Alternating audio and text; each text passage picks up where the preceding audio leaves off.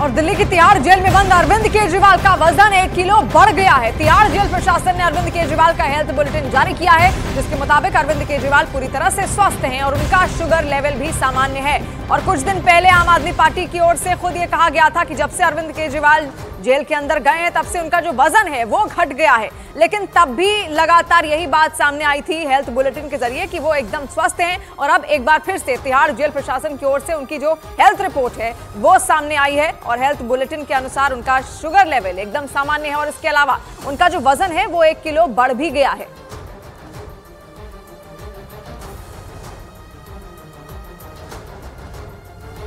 भोजपुरी फिल्मों के एक्टर पवन सिंह ने बिहार की काराकाट सीट से लोकसभा चुनाव लड़ने का ऐलान कर दिया। उन्होंने खुद सोशल मीडिया पोस्ट करके इस बात की जानकारी दी। इससे पहले पवन सिंह ने निजी कारणों का हवाला देकर पश्चिम बंगाल की आसनसोल सीट से बीजेपी की टिकट लौटा दी थी। लेकिन बिहार की काराकाट लोकसभा सीट पर अपनी दावेदारी पेश करके पवन सिंह ने बिहार में सियासी हलचल बढ़ा दी, क्योंकि काराकाट लोकसभा सीट पर एनडीए के उम्मीदवार उपेंद्र कुशवाहा मैदान में 2024 के चुनाव के लिए उनकी पार्टी और बीजेपी के बीच बिहार में गठबंधन हुआ था और सीट बंटवारे में बीजेपी ने काराकाट सीट उपेंद्र कुशवाहा को दी थी। मतलब ये कि काराकाट सीट पर भोजपुरी फिल्मों के स्टार पवन सिंह का मुकाबला एनडीए के उपेंद्र कुशवाहा से होगा, क्योंकि पवन सिंह ने सोशल मीडिया पर पोस्ट की और बताया कि वो अपनी मां से किया हुआ वादा पूरा करेंगे और 2024 का लोकसभा चुनाव जरूर लड़ेंगे। हालांकि मार्च महीने में बीजेपी की लोकसभा उम्मीदवारों की पहली ही लिस्ट में उनका नाम सामने आया था। जिस वक्त उनके नाम का ऐलान हुआ था वो जिम में थे। उनके नाम की घोषणा होते ही उनके करीबियों ने उन्हें बधाइयां देनी शुरू कर दी थी। हालांकि बाद में टीएमसी ने पवन सिंह के गानों को मुद्दा बनाकर बीजेपी को घेर लिया था और पवन सिंह ने आसनसोल से चुनाव लड़ने से इनकार कर दिया था। और विजिलेंस ने विभव कुमार की नियुक्ति को अवैध बताया। विजिलेंस विभाग ने विभव कुमार को हटाया है। केजरीवाल के निजी सचिव हैं विभव कुमार और ऐसे में उनको अब हटा दिया गया है। अरविंद केजरीवाल को ये एक और बड़ा झटका यहां पर लगता हुआ लगातार तीसरे दिन एक और बड़ा झटका अरविंद केजरीवाल को।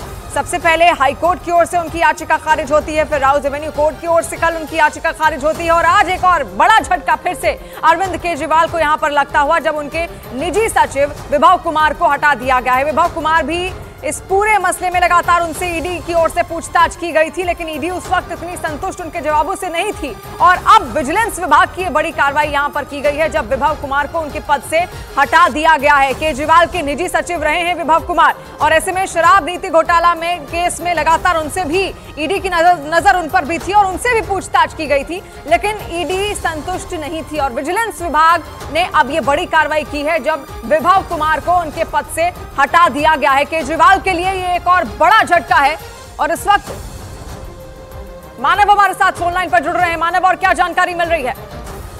देखिए, विभव कुमार जब अरविंद केजरीवाल छोटे मोटे आंदोलन की एक तरीके से हिस्सा थे तब से उनके साथ थे और उसके बाद जब सरकार में बनी तो उसके बाद वो उनके निजी सचिव के तौर पर भी नियुक्त किए गए। उनकी जो नियुक्ति है उसको विजिलेंस विभाग के स्पेशल सेक्रेटरी ने उसको अवैध बताया है। साथ ही उनके खिलाफ एक 2007 का एक कानूनी मामला है, उसको भी एक उस मामले को भी एक बड़ी वजह बताया है और 10 अप्रैल से उनकी जो सेवाएं हैं उनको सतर्कता विभाग ने यानी विजिलेंस विभाग ने एक तरीके से समाप्त कर दिया है। जी, तो ये बड़ी कार्रवाई यहां पर विजिलेंस विभाग की ओर से। जब आपको बता दें विजिलेंस विभाग ने अरविंद केजरीवाल के निजी सचिव रहे विभव कुमार को उनके पद से हटा दिया है। मध्य प्रदेश के मुरैना में वहां के मुख्यमंत्री मोहन यादव की सभा में खाने के पैकेटों की लूट मच गई। वहां जनसभा में शामिल होने वाले लोगों के लिए खाने के पैकेटों की कई गाड़ियां मंगवाई गई थी, लेकिन वो गाड़ियां जनसभा में पहुंचते ही भीड़ के हत्थे चढ़ गई। खाने के कुछ पैकेट हवा में गेंद की तरह उछलते दिखने लगे। गाड़ियों पर चढ़े लोग पैकेटों को उछाल उछाल कर भीड़ की तरफ पहुंचाते रहे। गाड़ियों पर चढ़ने के लिए भी रेस छिड़ गई। ये गलत कर रहे हैं भैया, आप दोनों गाड़ियों से नीचे उतरो। जो गाड़ी पर सबसे ऊपर चढ़े दिखे उनके हाथ तो जैसे खजाने की चाबी लग गई। जो पीछे रह गए वो लोगों को खींचते हुए अपनी जगह बनाने की कोशिश में लग गए। ये भगदड़ जनसभा के पंडाल के बाहर हुई और मंच से लोगों को बताया जा रहा था कि खाने की कोई कमी नहीं है। आपको अगर शांति से रहोगे तो एक व्यक्ति के लिए कम से कम 4-4 पैकेट हो जाएंगे। लेकिन मंच से आ रही किसी अपील का लोगों पर कोई असर नहीं हुआ। उल्टा बात छीना झपटी तक पहुंच गई। जो भी भीड़ से निकलता दिखा वो किसी मेडल की तरह कई डिब्बों को सहेज कर चलता दिखाई दिया। क्या बच्चे, क्या बूढ़े और क्या महिलाएं भाषण सुनने से पहले हर किसी ने भूख का इलाज करने की ठान ली, लेकिन मंच से लोगों को पंडाल में बुलाने की कोशिशें भी बंद नहीं हुई। भोजन पर्याप्त है और विनम्रता पूर्वक आग्रह कर रहे हैं। हालांकि पंडाल से आने वाली आवाज में विनम्रता कम और लाचारी ज्यादा महसूस हुई। मुरैना में खाने के पैकेटों की इस लूट का वीडियो इंटरनेट पर वायरल होने में देर नहीं लगी।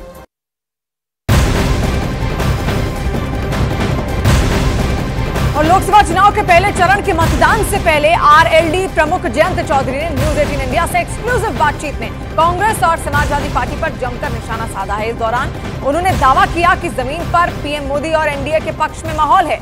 बीजेपी और आरजेडी के गठबंधन को लोगों का समर्थन मिल रहा है।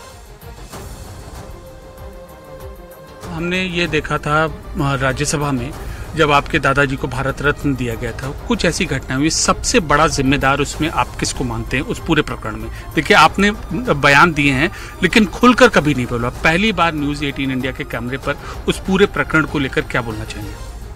बहुत अप्रिय घटना थी। अब मैं किसी का नाम लूंगा तो ऐसा लगेगा कि मैं उनको अटैक कर रहा हूँ। मुझे बिल्कुल ठीक नहीं लगा।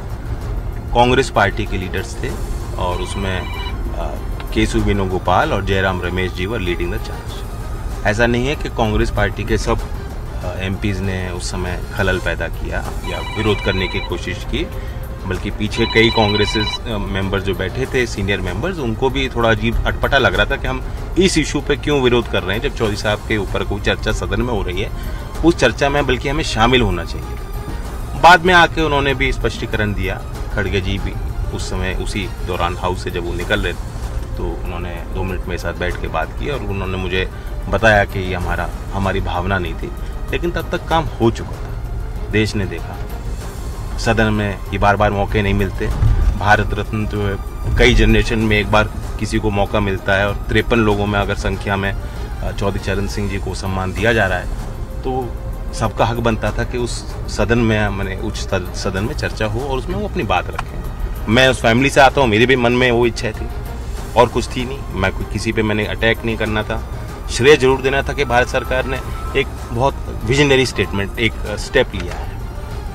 कहीं ना कहीं राहुल गांधी को भी सामने आकर बयान देना चाहिए था। आप ऐसा क्या महसूस करते हैं जैन जी? आप उनके सोशल मीडिया पे देख लीजिए। जब भारत रत्न दिया गया फंक्शन हुआ, खड़गे जी आए थे, उनके अलावा कोई लीडर शायद वहाँ प्रेजेंट नहीं हो पाए। चुनाव के टाइम की बात है, सब लोग व्यस्त हैं। सोशल मीडिया पे भी उनका कोई पोस्ट या ट्विटर पे मैंने देखा नहीं है। हो सकता है आई एम रॉन्ग, आप देख लीजिएगा। समाजवादी पार्टी हो, अखिलेश जी हो, राहुल जी हो, तमाम जो विपक्ष में जो इंडिया के लीडर्स हैं, उन्होंने शायद वेलकम भी नहीं किया कि चौधरी चरण सिंह जी को भारत रत्न दिया गया। ऐसा लग रहा है कि या तो उनके खाते से कुछ दिया जा रहा है या उनसे कुछ लिया जा रहा है, जबकि ऐसा है कि उन पार्टीज के ट्रेडिशंस में भी चौधरी चरण सिंह जी रहे हैं। उनकी परंपराओं में उनके चौधरी साहब को मानने वाले लोग हिस्सेदार हैं। कभी ना कभी उन्होंने साथ भी काम किया। सर, अखिलेश को तो आना चाहिए था। देखिए, ऐसी घटना हुई, आपने अपना दर्द बयान किया राज्यसभा में भी, तो अखिलेश को भी तो कुछ बोलना चाहिए था। अब पता नहीं क्यों चुनाव आ रहे हैं तो सब लोग उसको एक सीमित दृष्टि से देख रहे हैं और सरकार पे भी जब वो श्रेय नहीं देना चाहते थे नरेंद्र मोदी जी को, भारत सरकार को, क्या आपने कदम लिया है, तो उन्होंने यही अटैक किया, मुझ पे ही अटैक किया कि देखो लॉलीपॉप दे दिया या मुझे खरीदने के लिए ये फैसला ले लिया। किसी को भारत देख के कोई खरीद सकता है? तो इसका मतलब कि आप अखिलेश के इस लॉलीपॉप के बयान से आहत हैं? मैं ही नहीं आहत हूँ, लोगों के समझ वो बात नहीं है। उन लोगों के गले से नहीं उतरी जिन्होंने देखा है कि किस तरह चौधरी चरण सिंह जी ने उत्तर प्रदेश में किसानों के लिए, देश में किसानों के लिए काम किया। और तमाम वो पार्टियां जो कहती हैं हम गांव देहात के और किसानों की बात करते हैं, वकालत करते हैं, आज मौन है। जैन जी, आप एक पीएम की भी रैली में हमने आपको देखा, अमित शाह जी की भी रैली में आपको देखा, तो जिस तरीके से आप उनको सपोर्ट कर रहे हैं यहाँ पर, क्या आपको वैसा सपोर्ट मिल रहा है? आपने तो 4 सीट की डिमांड की थी, मिली तो सिर्फ 2 सीट। ज्यादा मिल सकती थी, आगे भागीदारी और हम चाहेंगे पार्टी का विस्तार हो, लेकिन ऑन ग्राउंड सपोर्ट पूरी तरीके से मिल रहा है। आप सोच नहीं सकते कि किस तरह से कार्यकर्ताओं को काम पे लगाया गया है। टाटा टी प्रीमियम देश की चाय लेकर आया है एक बड़ी मुहिम। देश के साथ कोई समझौता नहीं, इस चुनाव में वोट जरूर करें। महाकोश, कच्ची घानी सरसों तेल और